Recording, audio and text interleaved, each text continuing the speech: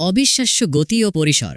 Dongfeng 41 মাত্র 5 মিনিটে Tokyo, 20 মিনিটে প্রশান্ত মহাসাগর পাড়ি দিতে পারে এবং মাত্র আধা ঘন্টার মধ্যে পুরো পশ্চিম গোলার্ধে আঘাত হানতে সক্ষম। এটি বিশ্বের যে কোনো প্রান্তে অত্যন্ত দ্রুত গতিতে পৌঁছতে পারে। বিধ্বংসী ক্ষমতা। এই ক্ষেপণাস্ত্রটি একসাথে 10টি নিউক্লিয়ার ওয়ারহেড বহন করতে পারে। প্রতিটি ওয়ারহেডের শক্তি প্রায় 5 লাখ টন টিএনটির সমান।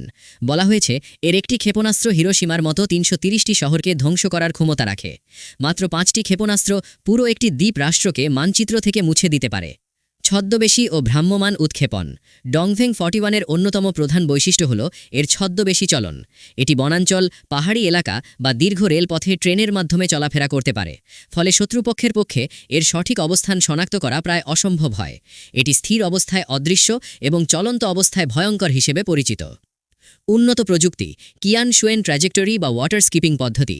ভিডিওটিতে কিয়ান শুয়েন ট্র্যাজেক্টরি বা ওয়াটার স্কিপিং অর্থাৎ পানির ওপর ঢিল ছুড়লে যেমন লাফিয়ে চলে পদ্ধতির কথা বলা হয়েছে। বায়ুমণ্ডলের ওপরের স্তরে এটি এমনভাবে আঁকাবাঁকা পথে চলে যে সাধারণ রাডার বা ক্ষেপণাস্ত্র প্রতিরক্ষা ব্যবস্থার পক্ষে একে আটকানো সম্ভব হয় না। ঐতিহাসিক প্রেক্ষাপট ও দেশপ্রেম। ভিডিওটিতে চীনের বিজ্ঞানীদের অবদান, বিশেষ করে কিয়ান শুয়েনের ত্যাগের কথা স্মরণ করা হয়েছে।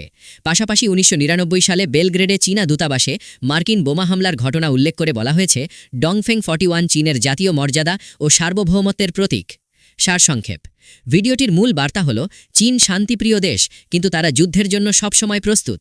ডংফেং 41 কোনো রূপকথা নয়, বরং এটি চীনের সার্বভৌমত্ব রক্ষার এক শক্তিশালী হাতিয়ার, যা শত্রুপক্ষের মনে ত্রাস সৃষ্টি করতে সক্ষম।